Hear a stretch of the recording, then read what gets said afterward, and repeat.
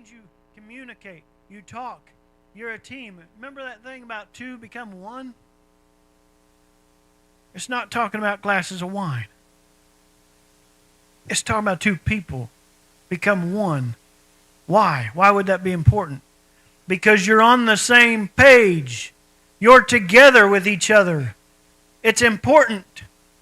I talk to my wife, I listen to her. I listen to what she says. And then I make the choice. And at the end of the day, the choice is mine to make. So if it's wrong, guess what? It's not her fault.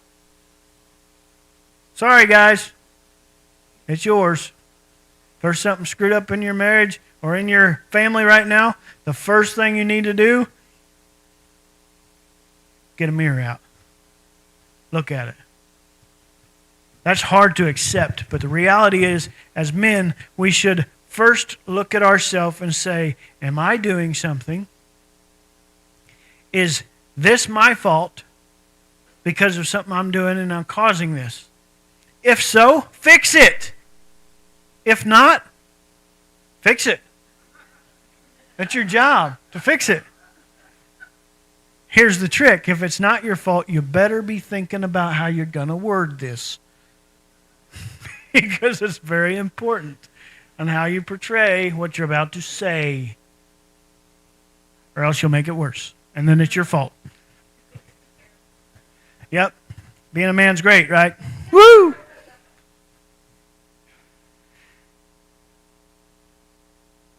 Keeping the Sabbath day holy is not just the job of the man in the house.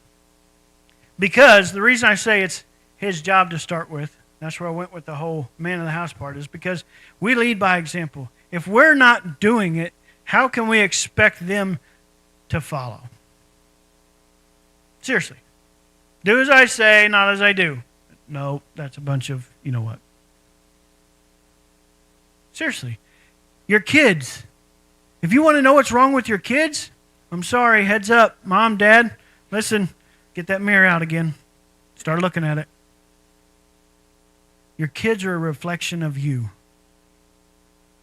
Your kids, we talked about this morning with a couple, your kids will watch you and pay attention, and they grasp everything you do. They will learn more from watching you than they ever will from your Charlie Brown voice that they hear when you're talking. Yeah, some of y'all hear that when I'm talking. It's all right. I see you. Reality is they see and they learn because they're watching us. They do love us. They do pay attention to us. So that will happen. And what will happen in times is that they'll mess up, they'll do something, and you're like, why? What are you doing that for? Where did you learn that? And they're like, you? Ouch. There was a country song about that one time. A little boy cussed, and he said, where'd you learn to talk like that? You. Yeah, that song, he said, where'd you learn to pray like that? You. You see? It's not all bad. We're not all bad. We do mess up, and we need to do that. We need to realize that. That's why it's important to keep the holy Sabbath day, because that's a day for us all to rest. That's a day for us all to get together as a family, to collectively slow down. I'm going to finish on this one, I think, today. I want to point out the creation. We're going all the way back to Genesis real quick, right? God created the earth, the heavens, everything in here, and all in 6 days, right? And on the seventh day, he rested because God was tired. Hey, somebody got it. No. God didn't get tired. He rested as an example of what he wants us to do. He made the seventh day for us to rest, to get back to him. We're to work 6 days, labor, and do our jobs, provide, and then on the seventh day, rest. It is holy. It is sacred. What does holy mean? Set apart. It shouldn't be like every other day. I'm sorry, and this is going to inconvenience a lot of people, and me too. I mean, because I'll be honest, I like to be able to go to the grocery store on Sunday and pick up dinner and go home and not have to work or cook anything, right? It's nice. Hey, let's close every store on Sunday. Let's start closing them. You know, the Mennonites still do no sales on Sunday. They won't do any business on Sunday. Seems unorthodox to us. Seems weird. Seems strange. Why? Well, I can't make any money that way. Who cares? Make money the 6 days before. If we do this, I guarantee your businesses will thrive. They will get more. They will start. God will provide. You got a Christian-based business and you shut down on Sunday? I know of a few of them, and their doors are not closed. They're not doing bad.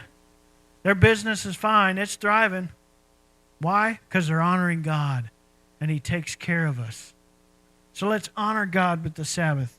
And for some of us, that's Sunday. Some of us, it's not. I'll give you a hint. For me, it's not. Today is not a day of rest. Although when I go home, I want to. It just doesn't happen. Some of you know this. I'm like, what are you going to do? Oh, I'm going to go home and try and get a nap.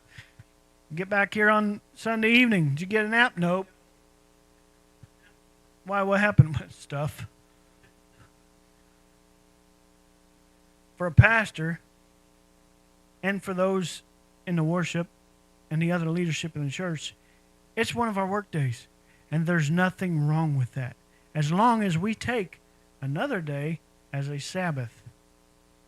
That's why your pastor has a hard time with this. Because I also have another job. And so the rest of the week, that ties in. I have made a commitment to my wife, and I'm going to say this in front of everybody so you can help hold me accountable. We're going to start taking a day of rest ourselves every week. We need to. We have to. We're wearing out. It's important for us to do this. So let's keep that day holy, as it says in the Bible. And in case you didn't understand why this is important, if you do a little homework later and go from 9 down to 12, you'll see He explained it. There's 10 commandments, y'all. There's a couple of them in here He actually went into some detail with, which I think is funny. One of them was the Sabbath day. It's how important it is to God that we rest. Here's what happens when you rest, and we'll close with this. You also get rest. You reset. Your batteries recharge. Your mind recharges. You ever get that look? What do you think about, honey? I don't know. Nothing. No, you're thinking about something. I can see it in your face. You're thinking about something. I do this to my wife, too. It's not just the men that get this, y'all. We do it to our wives, too. What do you think about, honey? But it happens. There's times you're just sitting there going, there's like 7 of you in here right now. Yep, wake up. That was the cue. Good job, you're learning. You see, we all fall into these little traps of complacency. And the Sabbath, not keeping it holy, is easy to do because we get complacent in what we're doing. Well, I can't stop because I got to do this. I can't stop because I got to get here. I can't stop because we have to be deadlines. Let me throw you out the last deadline you ever need. God's timing. It's hard. It's very hard. We don't like it. We fight it all the time. We complain about it because He doesn't do it fast enough. If you ever wonder about God's timing, remember the 6 days. How much did He do in 6 days? And you think He can't handle your problems? Patience, y'all. He'll get there, I promise. So let's keep this day holy. Let's remember the Sabbath. Let's remember the rest of the 10 Commandments next week. So if you want to get ahead, you can go ahead and read through. For the first time in my career, y'all, you get to experience something I don't. I know what I'm talking about next week. Doesn't usually happen that way.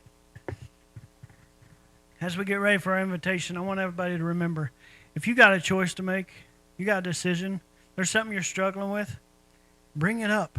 Lay it down. We got a lot of visitors here today, so I'm going to point out something I haven't pointed out in a while. This little white box up here. I brought this in early on. What that is that's the God's box. My wife and I did this experiment. Sometimes there's something you're struggling with that you can't talk about. You just can't. You can't get it out. For some reason, you can't let somebody else know, or you're struggling with it. Write it down on a piece of paper. Bring it up here and put it in that box, because that's God's box. And here's what happens. Everything in there, there's only one person in here, one person that has a key to that. That's it. And that's me. And here's what happens. Honest truth here. Nothing different. My wife has experienced this. I unlock it. I reach in. I grab what's in there. I wad everything up in my hand. I take it and I burn it. I destroy it. I get rid of it. I don't ever read it. It's not my business. It's yours and God's. There's integrity there, which is what we need to have with our own selves and God, is the integrity. But what I want to promise you is the importance of that is sometimes it just helps to write it down and let it go. Let God have it. You don't have to come up here and kneel down. You don't have to be up here in front of everybody. You can let those things go right there in your seat. And I urge you to do so. But if you have a decision to follow God, just make it. You don't know if you got tomorrow.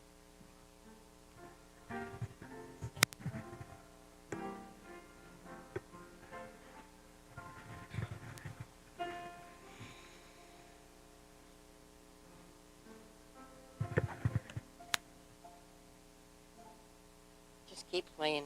There we go.